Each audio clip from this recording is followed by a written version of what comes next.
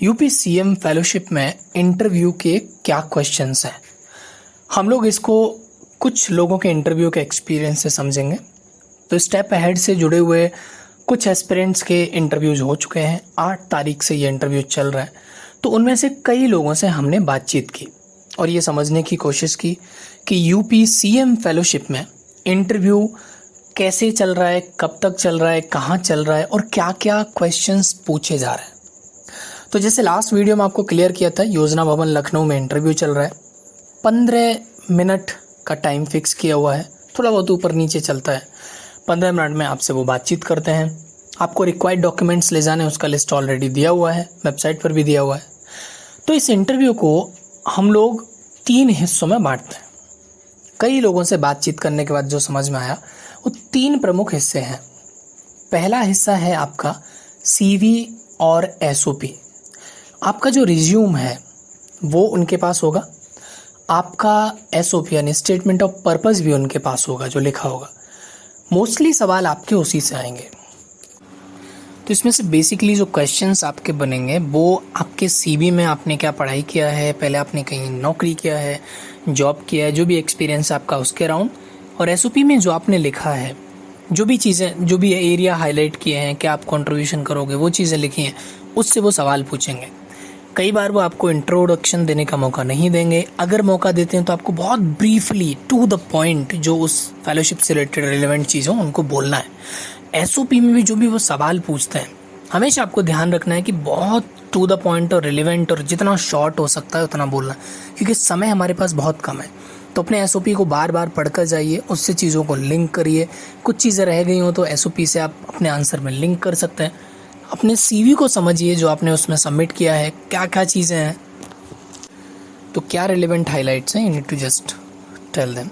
एक brief notes आप बना सकते हो, क्या क्या चीज़ें आपको हाईलाइट करना, किन किन चीज़ों पर सोचना है, समझना है। देन आते हैं अपन अपने सेकंड पार्ट पर। Second part is mostly about the programme, government interventions और उनकी समझ। बेसिकली जो एस्पिरेशनल ब्लॉक प्रोग्राम है और उस प्रोग्राम के अराउंड क्या क्या चीज़ें आती हैं, गवर्नमेंट के फ्लैगशिप स्कीम्स का प्रोग्राम क्या है, गवर्नमेंट फंक्शन कैसे करता है, आपको उसकी समझ है कि नहीं। तो मैंने आपको पहले वाले भी वीडियो में बताया था कि एस्पिरेशनल डिस्ट्रिक्ट्स प्रोग्राम क्या है और एस्पिरेशनल ब्लॉक्स प्रोग्राम क्या है। ये नीति आयोग का जो भी फ्लैगशिप प्रोग्राम है उसको आप समझ लीजिए, अच्छे से समझिए कि इस प्रोग्राम में क्या क्या इंडिकेटर्स हैं, इस प्रोग्राम में क्या चीज़ें बदल, मतलब बाकी ब्लॉक से इस ब्लॉक में क्या बदल जाता है, उसको ब्रीफ में नोट्स तैयार करिए। ट्राई टू अंडरस्टैंड कि कौन कौन से ऑफिसर्स शामिल होते हैं, कौन कौन से मेजर इंडिकेटर्स हैं, और उसके अलावा जो गवर्नमेंट की फ्लैगशिप स्कीम्स हैं एंड उसका डेटा। इसमें आपसे वो ये भी पूछ सकते हैं कि आपने जिस ब्लॉक के लिए अप्लाई किया है उसका मोस्ट प्रेसिंग इशू क्या है, सबसे बड़ा इशू क्या है, और आप उसको कैसे सॉल्व करोगे। देन इसी से लिंक होता हुआ पार्ट आता है थर्ड, और वो थर्ड पार्ट है कि आप क्यों ज्वाइन करना चाहते हो और आप कैसे कंट्रीब्यूट करोगे। तो जनरली वो आपसे लिंक करते हुए ऐसे होगा कि अब हो सकता है आपसे वो डायरेक्टली पूछें कि आपने जिस ब्लॉक के लिए अप्लाई किया है उसके की इश्यूज़ क्या हैं, क्या की प्रॉब्लम्स हैं, कुछ बैकग्राउंड, कल्चर, हिस्ट्री, उन सब के बारे में पूछ सकते हैं।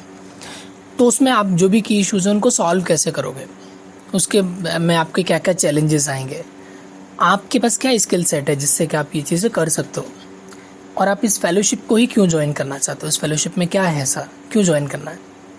तो आपको गवर्नमेंट के प्रोग्राम्स, उस ब्लॉक का हिस्ट्री, उस ब्लॉक का बैकग्राउंड, सारी चीज़ें समझते हुए, उसके की इशूज़ समझते हुए, फिर आपको ये समझना है कि उन सारे की इशूज़ को कैसे टैकल कर सकते हैं। रिमेंबर द डेटा, जो भी ब्लॉक्स हैं उनका basic data, educational, health, nutrition और जो बेसिक इंडिकेटर्स हैं नीति आयोग के, उनका डेटा जो भी है, जो भाई आपने 2-3 ब्लॉक में अप्लाई किया होगा, उनका आप अच्छे से समझ कर जाइएगा। दूसरा, आप ये मन में रखिएगा आप अगर आप पार्टिसिपेट करते हो, इस फेलोशिप में चुने जाते हो, तो आप कैसे कंट्रीब्यूट करोगे। 2-3 चीज़ें हो सकती हैं, आपके बैकग्राउंड से भी, आपके एजुकेशनल बैकग्राउंड, वर्क एक्सपीरियंस से जो आपने सीखा है की स्किल्स, उसके थ्रू क्या इस पर्टिकुलर फेलोशिप के लिए कंट्रीब्यूशन हो सकता है। अदर देन दैट, क्योंकि आप उस ब्लॉक के भी हो सकते हैं और इस ब्लॉक के बारे में आप जानते हैं, उस ब्लॉक के लिए आपने अप्लाई किया है, तो आपकी जो समझ है, आपकी जो अंडरस्टैंडिंग है, वो अपने की स्किल्स के साथ जोड़ते हो, उसको कैसे सॉल्व कर सकते हैं, उसका एक प्रपोज सॉल्यूशन है क्या, वो चीज़ें आप अपने मन में लेके जाइए।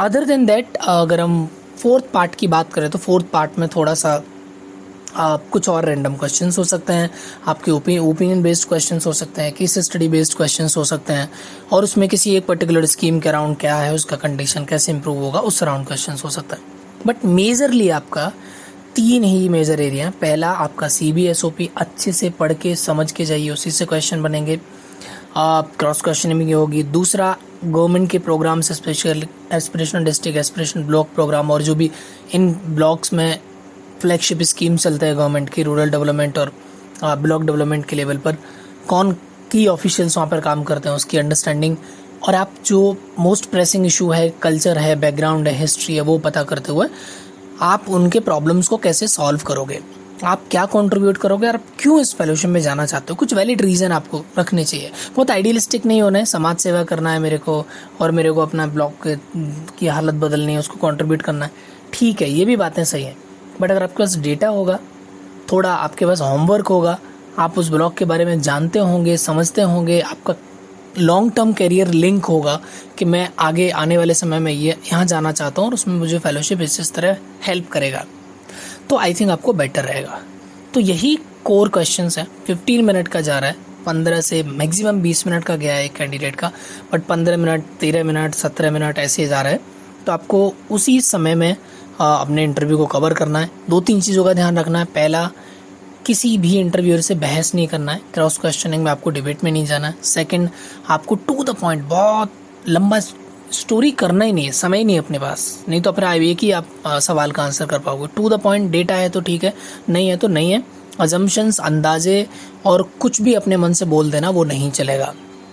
दूसरा, एकदम क्लियर करके जाइए कि आप क्यों जाना चाहते हो और आप क्या कंट्रीब्यूट करोगे। अपने एजुकेशनल बैकग्राउंड, प्रोफेशनल बैकग्राउंड से फाइंड आउट करिए कि आपके पास की स्किल्स हैं। तो ये सारी चीज़ें आप पहले से तैयारी करके जाएंगे तो बेटर होगा। कॉन्फिडेंस रखिए, पेशेंस रखिए, ये 2 चीज़ें जो आपको उस में आपके बेहतर प्रेजेंटेशन में मदद करेगा।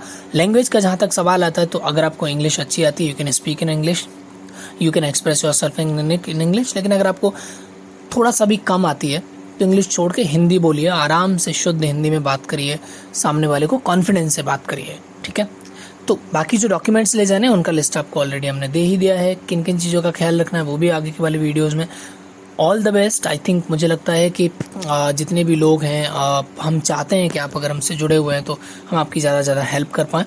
अगर आपका इंटरव्यू कल यानी 12 या 12 के बाद है तो आप हमारी टीम को रीच आउट कर सकते हैं। कुछ लोगों ने ऑलरेडी फॉर्म भरा है, उनको हमारी टीम रीच आउट करेगी मॉक इंटरव्यू के लिए, उसमें हम आपको हेल्प करने की कोशिश करेंगे।